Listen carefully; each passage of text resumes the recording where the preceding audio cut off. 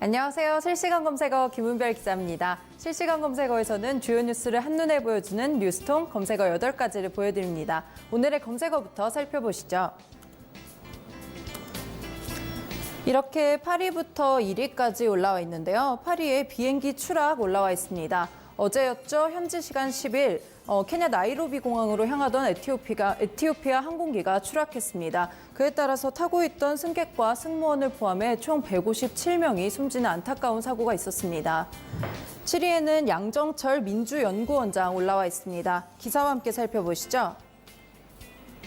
문재인 대통령의 복심으로 불리는 양정철 전 청와대 홍보기획비서관이 최근 더불어민주당 싱크탱크인 민주연구원 원장직을 수락한 것으로 알려졌습니다.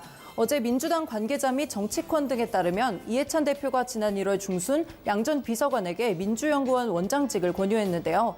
양 전 비서관은 고사를 거듭했지만 여권 인사들의 설득 끝에 원장직을 맡기로 결심을 굳혔다는 후문입니다.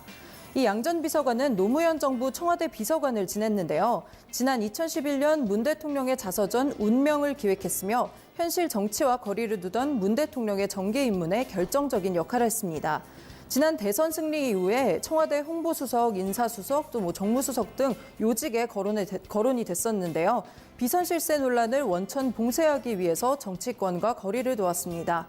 정치권에서는 양 전 비서관이 내년 총선 승리 전략을 계획하는 것이 아니냐는 전망이 나오는데요. 일각에서는 총선 출마 가능성까지도 제기됩니다. 6위에는 전공로 올라와 있습니다. 노조 활동을 하다 해직됐던 전국 공무원 노동조합 소속 조합원들을 복직시키기 위해서 더불어민주당이 특별법을 발의합니다. 또 5위에는 오늘의 날씨 올라와 있는데요. 미세먼지 농도 관련해서 수도권과 강서 영서, 또 강원 영서, 충청 지방은 미세먼지 농도가 나쁨 수준이고요. 그 밖의 지역은 좋음에서 보통 수준을 유지하고 있습니다. 밤부터는 중국발 스모그가 유입돼서 미세먼지 농도가 높아질 전망입니다. 4위에는 국세청 올라와 있는데요. 기사와 함께 살펴보시죠. 경찰이 서울 강남클럽 아레나의 수백억 원대 탈세 의혹 수사에 본격적으로 나섰습니다. 어제 경찰에 따르면 서울 강남경찰서는 지난 8일 아레나를 세무조사한 서울지방국세청에 수사관 5명을 투입해 관련 자료를 확보했는데요. 이와 함께 아레나가 탈세를 위해 일부 공무원에게 돈을 건넨 정황을 포착해 수사 중입니다.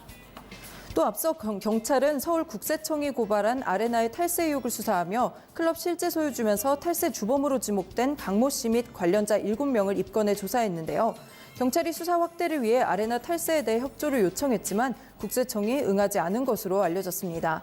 이 경찰은 국세청이 강 씨가 소유한 다른 유흥업소 15곳에 대해서는 세무조사를 실시하지 않은 점, 또 조사 초기 강 씨의 탈세 진술에 서류가 빠져 있는 점 등을 들어서 이게 국세청이 아레나에 대해서 봐주기식 조사가 아니냐 이런 우려들이 제기가 되고 있습니다.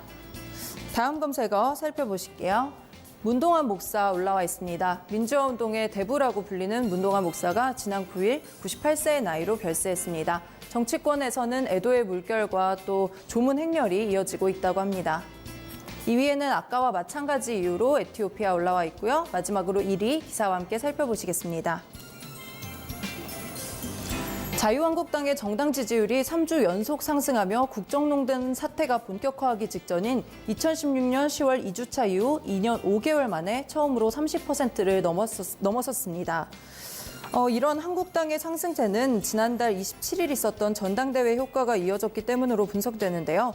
또 2차 북미 정상회담이 결렬됐고 미세먼지 악화 등 여러 어려움들이 가중돼서 반사이익도 영향을 미친 것으로 보입니다.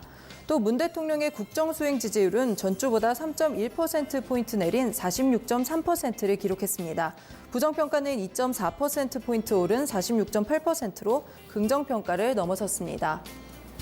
오늘은 이렇게 8위부터 1위까지 검색어 살펴보셨습니다. 다음 시간에는 또 다른 검색어와 함께 돌아오도록 하겠습니다.